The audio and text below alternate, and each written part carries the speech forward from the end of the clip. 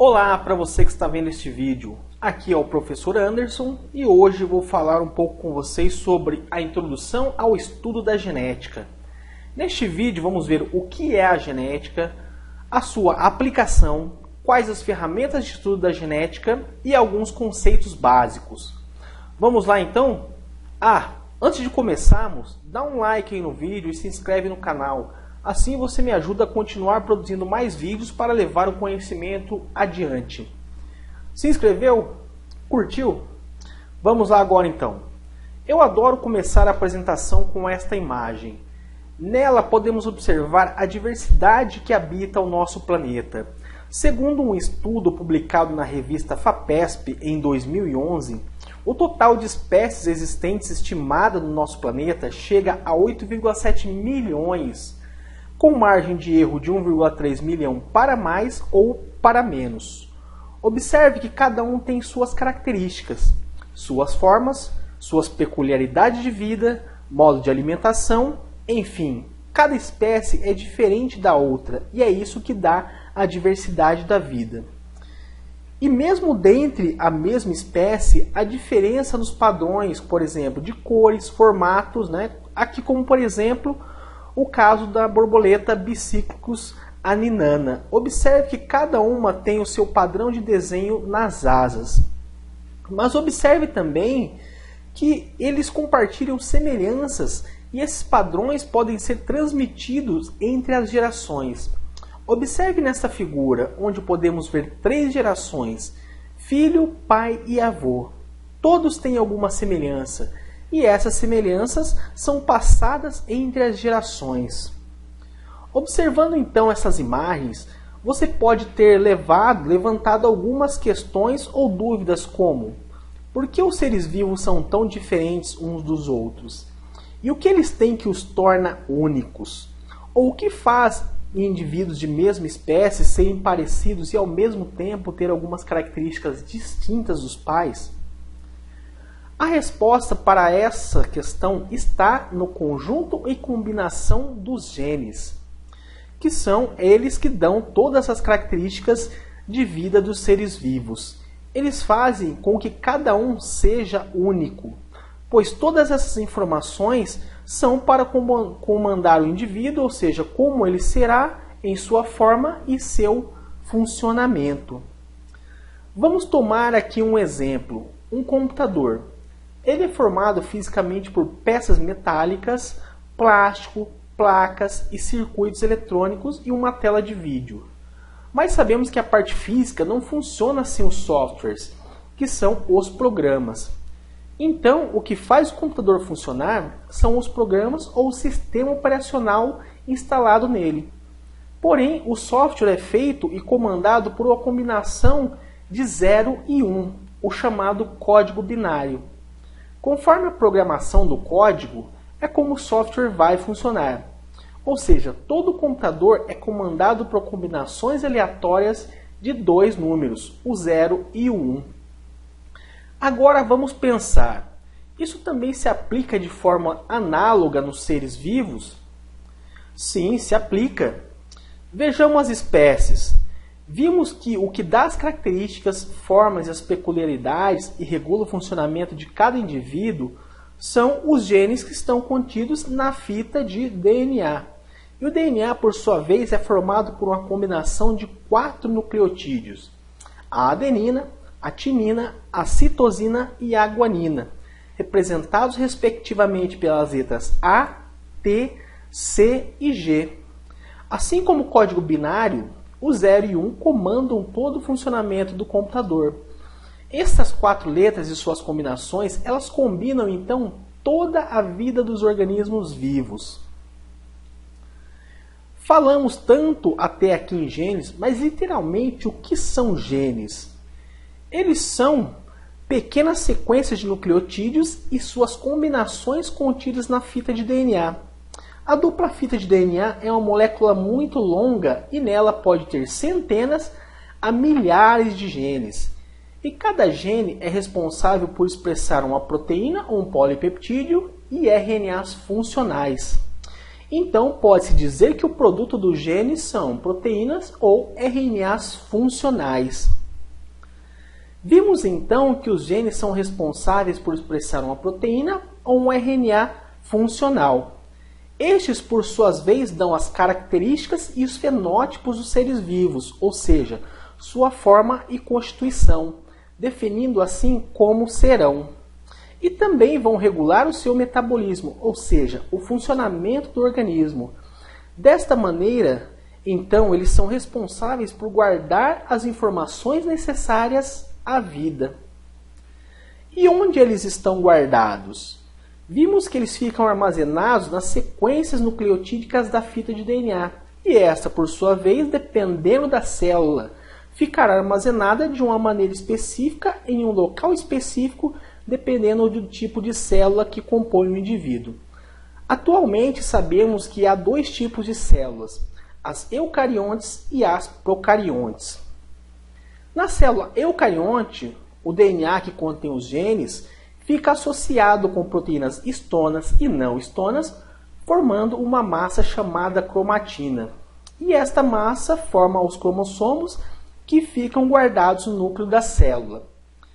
Pode haver também outros compartimentos celulares que contenham DNA, como as mitocôndrias e os cloroplastos presentes em células vegetais. Nas células procarióticas, que são as bactérias e as arquibactérias, o DNA fica associado com outras proteínas, formando o cromossomo bacteriano, que é circular, e fica em um local no citoplasma chamado nucleoide. E pode haver também um DNA extra chamado de plasmídio. Assim como o DNA e os genes têm suas funções, os cromossomos também têm as suas. E são funções dos cromossomos: manter toda a informação genética a salvo, ou seja, guardar esta informação, ajudar no processo de divisão celular, que é onde a célula se divide para gerar uma idêntica ou gerar gametas, transmitir fielmente a informação às células filhas e auxiliar no processo de recombinação entre os homólogos. Com essas informações básicas, eu acho que já podemos definir então o que é a genética.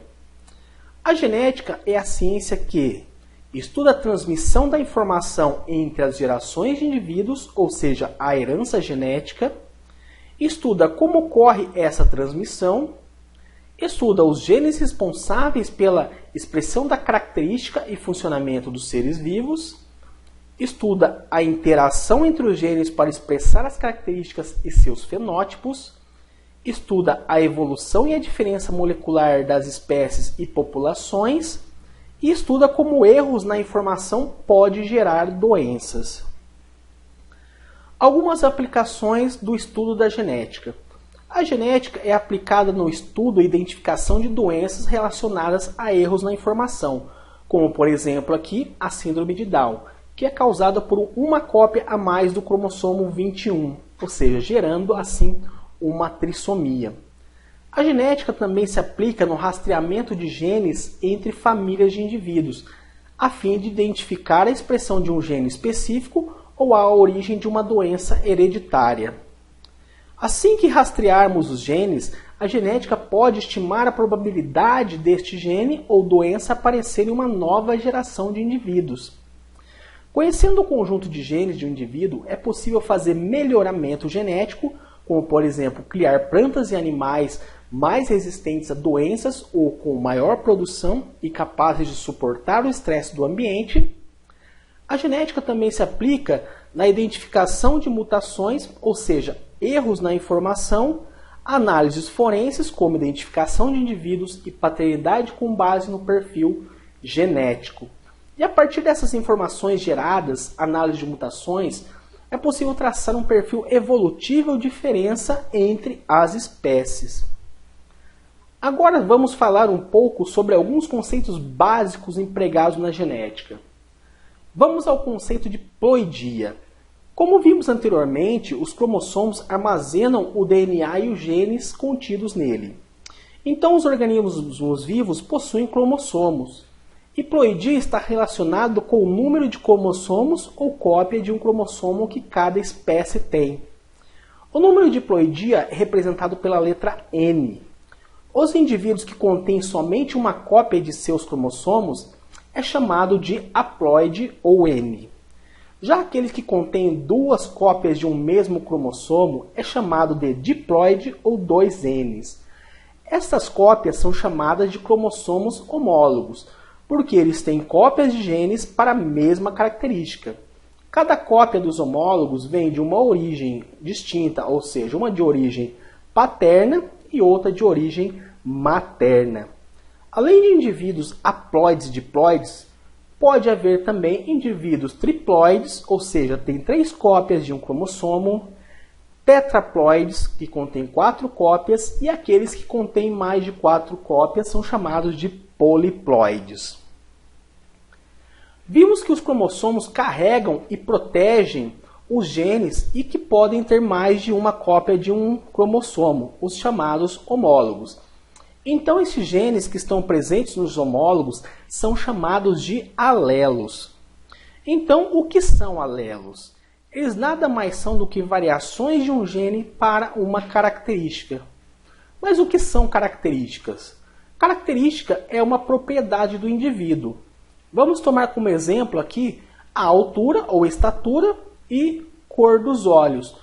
Todo mundo tem essas propriedades e muitas mais propriedades. Porém, podemos observar nas figuras que essas características podem ter variações ou formas. Essas variações ou formas são chamadas de fenótipos. Vamos voltar na característica estatura. A estatura pode variar.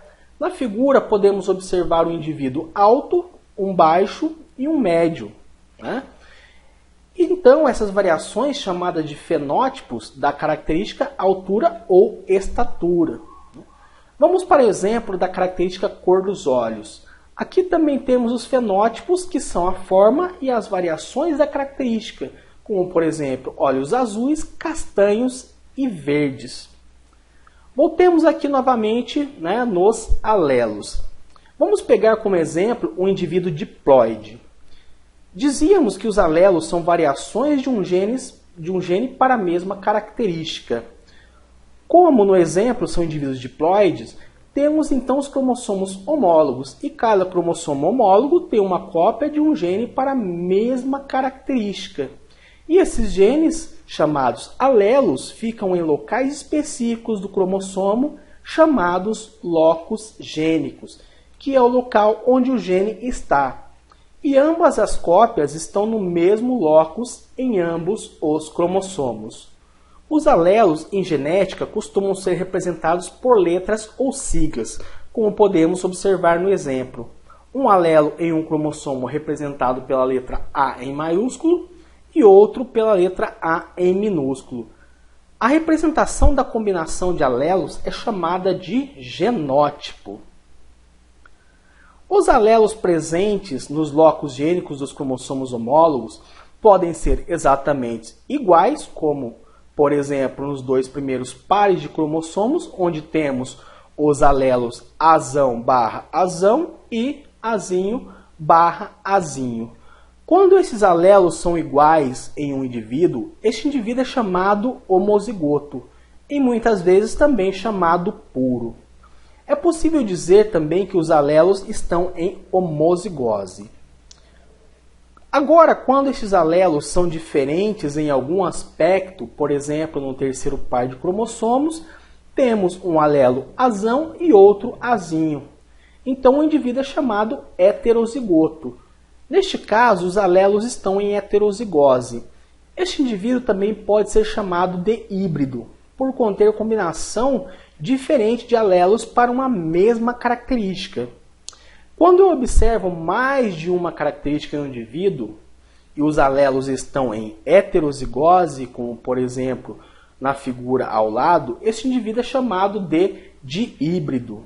Neste exemplo, os alelos azão e azinho são para uma determinada característica e os alelos bezão e bezinho são para outra característica. E como ambos são heterozigotos, trata-se então de um indivíduo dihíbrido.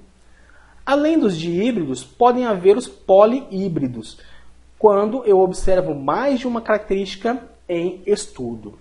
Para estudar o padrão de expressão, comportamento, função ou transmissão de genes, na genética clássica, cruzamentos são utilizados como instrumentos, como por exemplo os famosos cruzamentos entre as ervilhas de Mendel, onde ele utilizou esses cruzamentos para verificar a transmissão e expressão das características entre as gerações.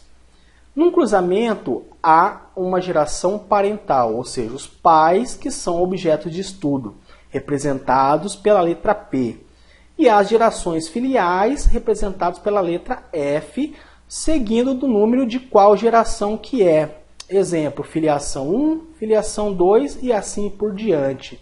Nas gerações filiais é que se observa então a expressão dos genes para as características. Observe aqui no exemplo um cruzamento entre a geração parental de duas ervilhas, sendo uma de cor amarela e outra verde. Na geração F1, observou que todas as ervilhas tiveram a cor amarela. E na geração F2, resultante do cruzamento da geração F1, resultou em 3 ervilhas amarelas e uma verde.